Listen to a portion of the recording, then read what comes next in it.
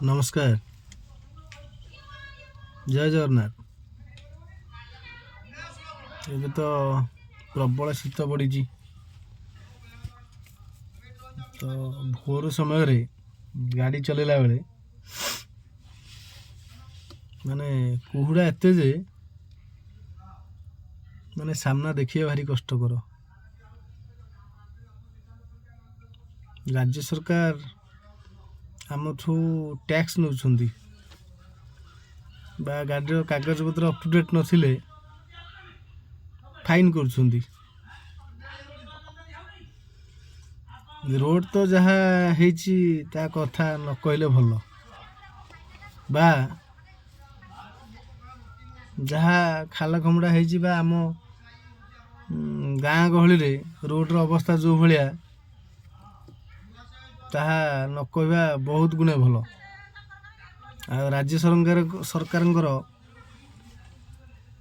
ପ୍ରତିନିଧି ମାନେ ରେଗୁଲାରଲି ଗାଁରେ ବୁଲୁଥାନ୍ତେ ସେ ଜାଣନ୍ତେ ଯେ ରୋଡ୍ର ଅବସ୍ଥା କ'ଣ, ବା ବିଳାସପୂର୍ଣ୍ଣ ଗାଡ଼ି ଛାଡ଼ିକି ସାଧାରଣ ଗାଡ଼ିରେ ଯିବା ଆସିବା କରନ୍ତେ, ତାହେଲେ ଜାଣିପାରନ୍ତେ ଯେ ରୋଡ୍ର ଅବସ୍ଥା କେଉଁଭଳି। କିନ୍ତୁ ଟ୍ୟାକ୍ସରେ ରାଜ୍ୟ ସରକାର ଅବହେଳା କରୁନାହାନ୍ତି। ଟ୍ୟାକ୍ସ ନେବେ ନିଶ୍ଚିତ।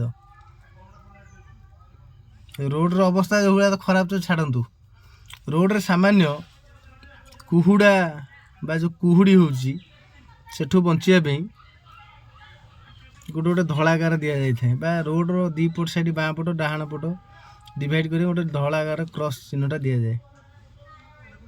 ତ ସେଇ ଧଳାଗାର ବାଁ ପଟ ଧଳାଗାର ଗୁଣ୍ଡିକି ଲୋକ ଗାଡ଼ି ଚଲେଇକି ଆସନ୍ତି, ନାଇଁ ଧଳାଗାରଟା ଦେଖାଯାଉଛି ତ ରୋଡ୍ଟା ଏଇଠି ଅଛି।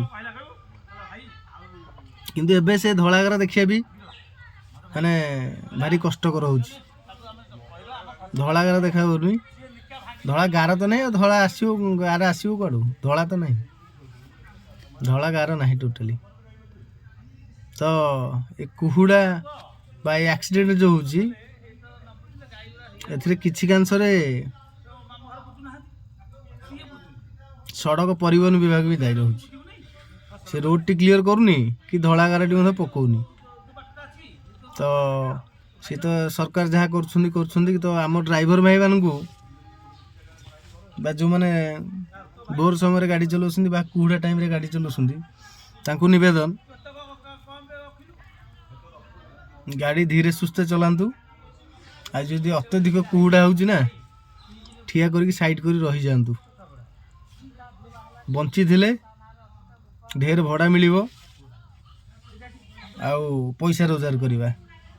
ତ ନିବେଦନ ସମସ୍ତ ଡ୍ରାଇଭର ଭାଇମାନଙ୍କୁ, କୁହୁଡ଼ା ସମୟରେ ଗାଡ଼ି ଧୀରେ ଚଲାନ୍ତୁ। ଆଇଦର ରାସ୍ତା କଡ଼ରେ ସେଫ୍ଟି ଜାଗାରେ ସାଇଡ୍ କରିକି ଠିଆ ହେଇଯାଆନ୍ତୁ। କୁହୁଡ଼ା ହଟିଲା ପରେ ଗାଡ଼ି ଚଲାନ୍ତୁ। ଆପଣମାନେ ବଞ୍ଚିବା ସହିତ ସାଧାରଣ ଲୋକ ବି ବଞ୍ଚିପାରିବେ ବା ଭଲରେ ଯିବା ଆସିବା କରିପାରିବେ। ରହିଲି, ନମସ୍କାର।